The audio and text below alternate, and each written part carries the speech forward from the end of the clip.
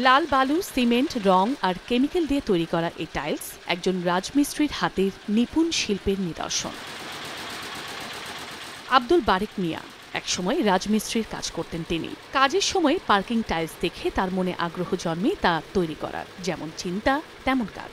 সাথে সাথেই সেটি বাস্তবায়নের জন্য নিলেন উদ্যোগ। বিভিন্ন প্রক্রিয়ায় শুরু করেন টাইলস বানানো। বেশ কয়েক বছরের প্রচেষ্টায় উৎপাদন আর নির্মাণশৈলীতে আসে সফলতা। বর্তমানে শুধু পার্কিং নয়, তৈরি করছেন রুফ টাইলসও। ভালো মান আর যথাযথ দাম পাওয়ায় তা দ্রুত ছড়িয়ে পড়েছে জেলাসহ দেশের বিভিন্ন স্থানে। এই জায়গায় কাজ করে আমরা ভালোই আছি সবাই।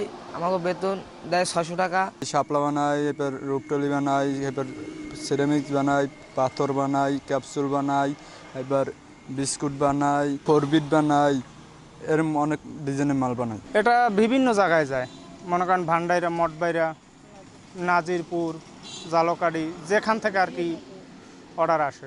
৮ বছরের চেষ্টায় বারেক মিয়া বর্তমানে 22 ধরনের টাইলস তৈরি করেন। আমি একটা বিল্ডিংয়ে আর কি কাজ করতাম, তো ওখানে আর কি পার্কিংটা আনছে। পার্কিংটা আনার পরে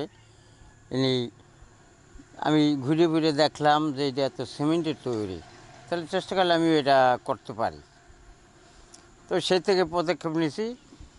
তো কয়েক বছর পরে আর কি এটা আমি কাজ শুরু করছি। আজকে প্রায় 8 বছর চলে।